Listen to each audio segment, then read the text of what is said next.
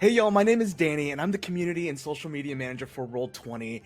My pronouns are he, him, and I am super stoked to have a special guest with us today. I'm Jen. I've been working here at Roll20 for almost 4 years now, and my pronouns are she, any. There's really no right way to play D&D or tabletop RPGs in general, whether it's around the coffee table or on a virtual tabletop like Roll20, as long as you're surrounded by friends and you're ready to tell some weird and wacky stories. Because you've kind of come from like this homebrew, very community-oriented setting, and now there's virtual communities based around role-playing and D&D. How have you seen Roll20 help maybe people get started or get their foot into playing a expansive game like D&D? There's so many ways to customize within Roll20 that you can say, like, if you want to be using feats, your GM can choose which books you even want to be pulling from if you're using the in-game compendiums. There's so much official content that you can plug into immediately and it just gets started. It's plug and play. The maps are set up, the dynamic lighting walls are set up. You can pull straight from your compendium books, like your player's handbooks or your Dungeon Master's guides. And a nice thing about Roll20 is what you buy on the marketplace, you own forever. That you own that. It's not, we keep legacy content, so if you bought stuff that's no longer for sale, you get to keep that. We don't take those purchases away from you. We have the original Strahd or the updated and revised Strahd. You can choose which set of that content you want to pull over. Yeah, that's really cool that you can build up like a virtual bookshelf where you can use some of the legacy content and then you can even pull in some of the newer content that does get remastered or does get that 2.0 treatment. Let's say you have this weird fantastical setting in the Feywild. Who says you can't just bring in Strahd and have him visit because you can just drag and drop that token into your game?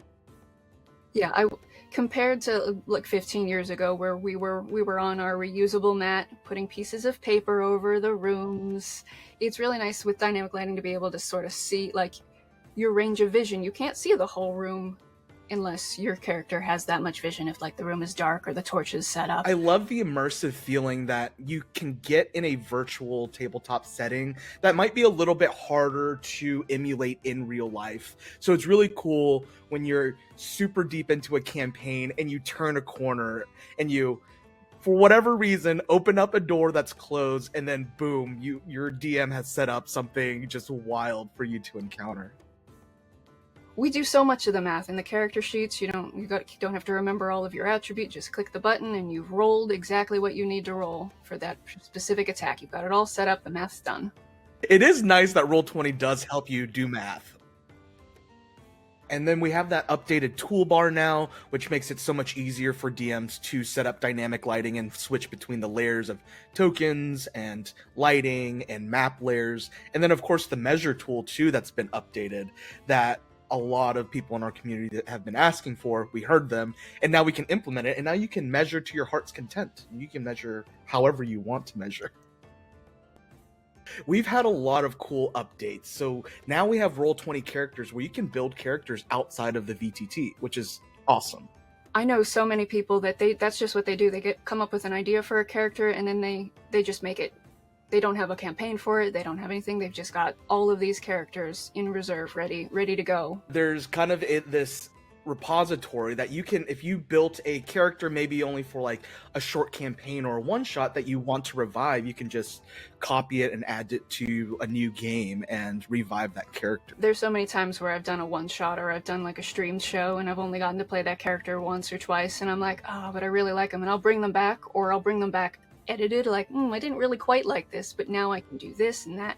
I do have a couple NPCs whenever I GM that end up in all of my games, like a fun shopkeeper that has specific traits about it, or a fortune teller that comes up in every campaign and tells the fortunes of all the party. So they're real easy to move around like that. You just made me think of Planescape, and that setting is all about the different multiverses. What if we created one character and then made copies of that character, but we had to change them up just slightly for the different multiverses that they go visit? That'd be really cool.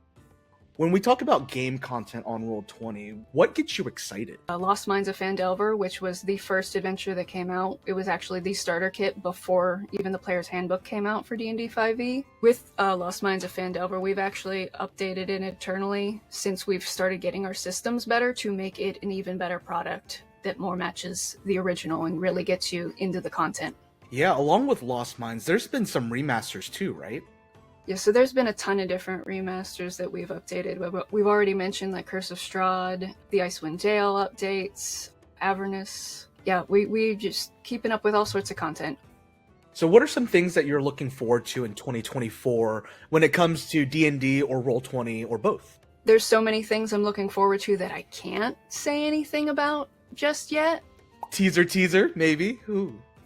Well, we do have a brand new characters coming out. It's a brand new way to build your characters.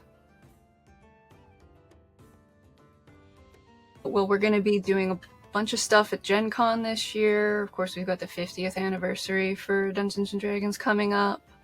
But in terms of things that I can talk about, we've got Jumpgate coming up.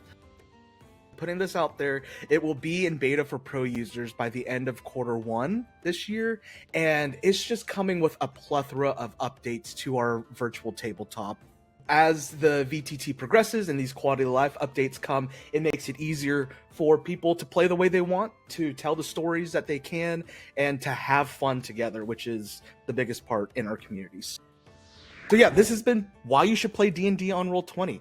Go ahead and create a character on Roll20 Characters. Check out our official D&D products on Roll20, including our remasters and our community content all over DM's Guild. Until next time, see y'all later. Bye. Bye!